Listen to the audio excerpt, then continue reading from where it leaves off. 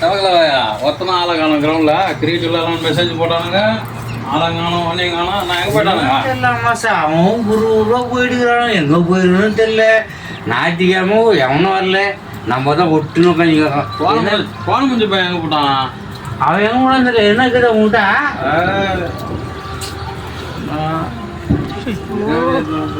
இந்த நாயை நம்பி எப்படி உட்கார்றது?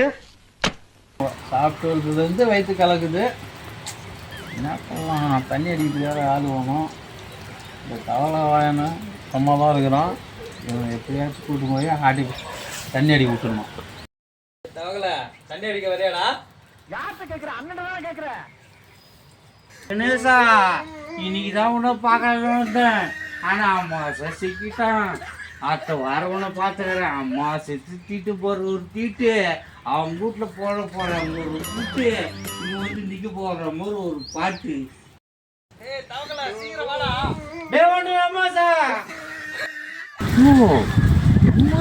ஏன்னா இப்படி தண்ணி அடிக்க போடுமா, இந்த பக்கம் கூட்டு போறான் என்னன்னே தெரியலையா?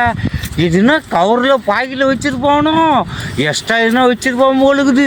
போய் மடுக்குன்னு குச்சிட்டு கவுக்குன்னு வந்துடும் அவனை கைட்டி விட்டு.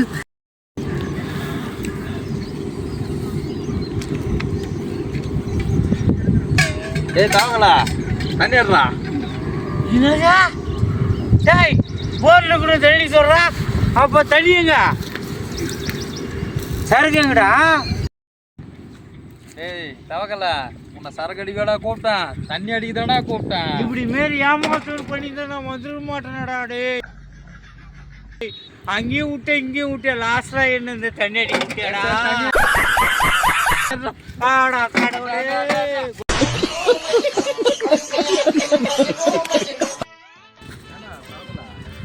ஏய் அம்மா சார், என்னடா இது?